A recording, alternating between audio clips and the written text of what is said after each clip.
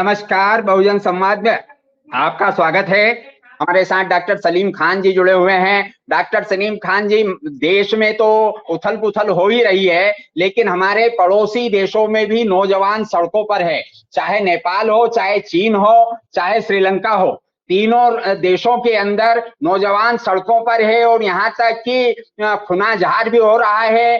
चीन की सरकार को भी उलट पलट दिया है। नेपाल के अंदर भी खूनी लोग मरे भी हैं। 8 से ज्यादा लोग मर गए, नौजवान मर गए हैं। नौजवान सड़कों पर है और वही नारा लग रहा है, सिंहासन खाली करो कि जनता आती है। जो जयप्रकाश जी के आंदोलन में भारत में लगा था, वह तीनों राज्यों में, बांग्लादेश में, नेपाल में और श्रीलंका में लग रहा है। इस पर भी अपनी राय रखें। साथ ही जो उपराष्ट्रपति का चुनाव होने वाला है कल, उसको लेकर आप क्या सोचते हैं? दोनों उम्मीदवार दक्षिण भारत के हैं। क्या दक्षिण भारत के जो सांसद और हैं वो बटेंगे क्या? और क्या विपक्ष के उम्मीदवार की कोई संभावनाएं दिखती है? जी, सलीम भाई। शुक्रिया मंत्री जी। असल में इलेक्शन से पहले बात आगे बढ़ेंगे इंशाल्लाह। और ये जो इलेक्शन हो रहा है ये इसमें नंबर्स तो एनडीए के साथ हैं और एनडीए के उम्मीदवार को आसानी से जीत जाना चाहिए। लेकिन प्रधानमंत्री का जो आत्मविश्वास है वो बहुत ही डगमगाया हुआ है। इसलिए कि आप जानते हैं इस इलेक्शन की कोई ज़रूरत नहीं थी। अपने जो धनखड़ साहब थे उनका कार्यकाल 2027 तक था। और जो खबरें निकल के आई बहुत सारी, उसमें से एक खबर ये भी थी कि धनखड़ जो है वो नायडू के टच में थे और उन्होंने उनसे कहा था कि आप सरकार गिराइए। तो ये चीज़ इतनी इन पागल कर गई हमारे प्रधानमंत्री और वो अमित शाह को, इतना ज़्यादा उसका असर हुआ कि वो एक दिन भी नहीं रुक सके और उन्होंने उसी दिन जो है वो उसका इस्तीफा ले लिया। और वो उसकी जो कहानी है वो हम लोग डिस्कस कर चुके हैं। इससे पता चलता है कि इनके अंदर घबराहट कितनी ज़्यादा है। अब आप देखिए, ये इलेक्शन में हालाँकि इनके पास नंबर्स हैं, फिर भी इनको डर लग रहा है कि कहीं क्रॉस वोटिंग ना हो जाए। तो एक डिनर रखा गया सभी सांसदों का। तो जेपी नड्डा ने रखा, उसके बाद में लोगों को शायद इनको लगा कि जेपी नड्डा को कौन पूछता है, वो तो वैसे ही एक्सटेंशन में चल रहा है। तो खुद प्रधानमंत्री ने रखा और प्रधानमंत्री ने रखा और फिर उसको कैंसिल भी कर दिया। हालाँकि ना उसके रखने की ज़रूरत थी और ना कैंसल करने की ज़रूरत थी। एक आ गया कि भाई बाढ़ आई हुई है। अरे भाई, बाढ़ की वजह से कोई और काम तो नहीं रुक रहा है, तो यही काम क्यों रुका? तो ये असल में इनके अंदर जो एक घबराहट की कैफ़ियत है, ये इसका एक आप कह सकते हैं कि एक अनुसरण है या ये इस तरह दिखाई दे रहा है।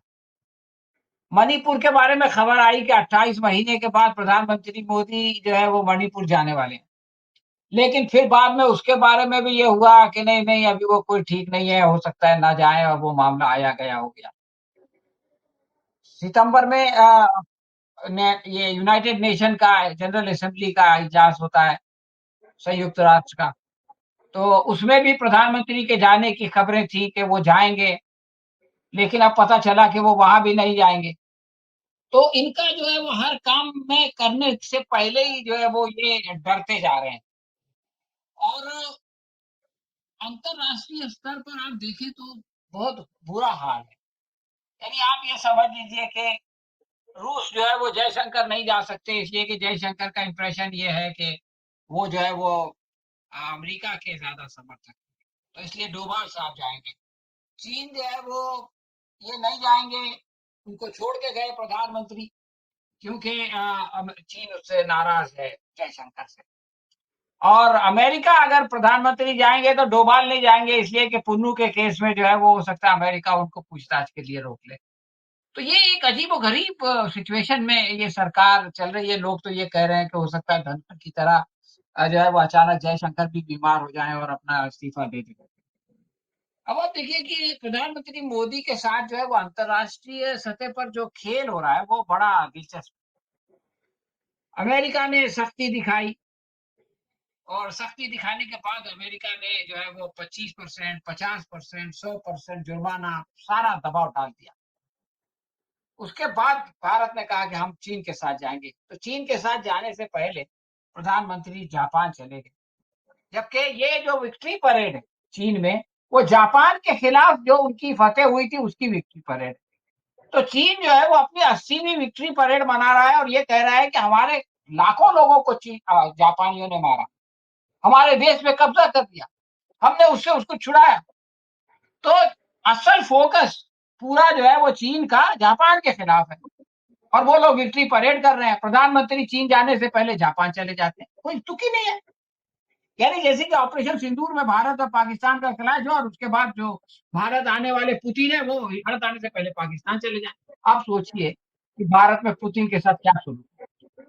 तो इसी तरह का काम जो है वो प्रधानमंत्री ने कह दिया। किसी ने समझा दिया होगा कि भाई देखो आप चीन जाएंगे तो जापान नाराज हो जाएगा, तो जापान को भी खुश रखो, पहले वहां चले जाओ, उसके बाद चीन के पास चले जाओ, वो भी खुश हो जाएगा।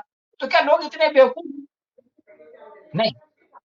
आप देखिए, अभी आज मैंने एक खबर देखा, उसको मैंने कंफर्म करने के लिए काफी मुझको मेहनत भी करनी पड़ी कि जो समरी ये एससीओ कॉन्फ्रेंस की चाइना के एक्सटर्नल अफेयर्स मिनिस्ट्री यानी विदेश मंत्रालय ने जो निकाली है, उसके अंदर इसमें कौन कौन लोग आए थे और कौन कौन से देशों से आए थे उन सब के नाम लिखे हुए।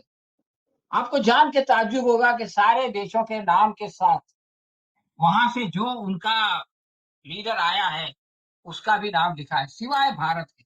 भारत के बारे में लिखा है कि भारत जो है वो किसी ने उसका प्रतिनिधित्व किया, किसी ने उसको रिप्रेजेंट किया, लेकिन प्रधानमंत्री नरेंद्र मोदी का नाम नहीं लिखा उन्होंने अपनी समरी में।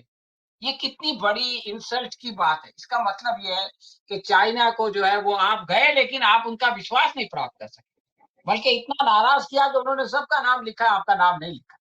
उनको भारत से झगड़ा नहीं है लेकिन मोदी से झगड़ा है, इसलिए उनका नाम नहीं लिखा।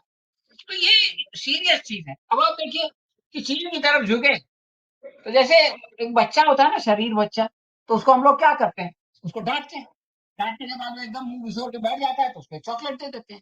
फिर वो उछलने कूदने लगता है तो लगता है कि अब कोई शरारत कर देगा, तो फिर उसको जो है वो डांट देते हैं। ऐसा ही सुलूक हो रहा है। अब जब चीन से ये वापस आए तो ट्रंप ने एक अच्छा पैगाम दे दिया, चीन पे जाने से पहले सख्त पैगाम दिया, और चीन से वापस आए तो कहा कह रहे हमने इसको गंवा दिया है। फिर ये कहा कि भारत बहुत अच्छा देश है, प्रधानमंत्री जी बहुत अच्छे हैं।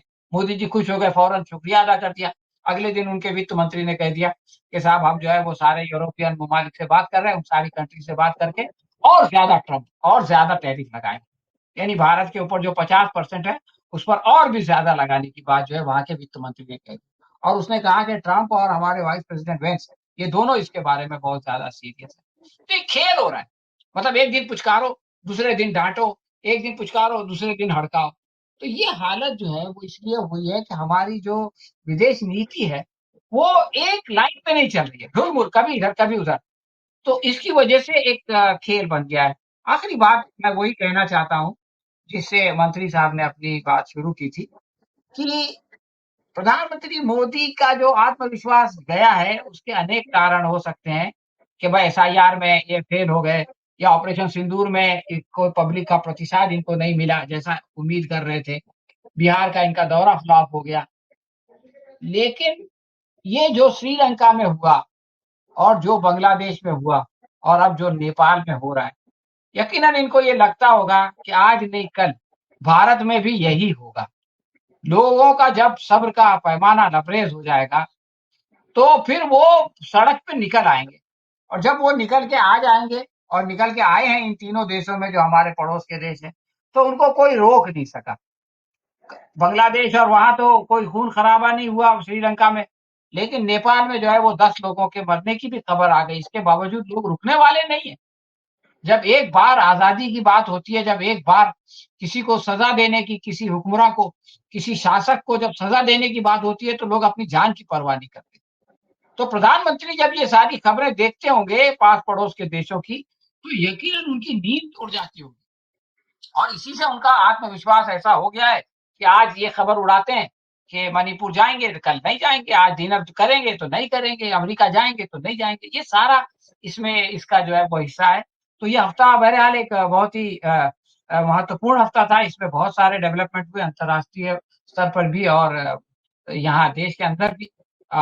और आगे वह हमारे साथी मेरा ख्याल है और इस पर रोशनी डालेंगे। धन्यवाद सलीम भाई। निश्चित रूप से आपने देश और विदेश के मामले में जो विश्लेषण किया है, खतरा तो लग रहा है मोदी जी को, इसीलिए ढुलमुल हो रहे हैं, चाहे विदेश नीति के मामले में हो, चाहे देश की नीति के मामले में हो। रोज अपने बयान बदलते हैं, रोज अपनी रणनीति बदलते हैं, और यह चिंताजनक है। और जैसा पड़ोसी मुल्कों में हो रहा है, वैसा भी हिंदुस्तान में भी होने की संभावना बढ़ रही है, क्योंकि जन आंदोलन तेज हो रहे हैं।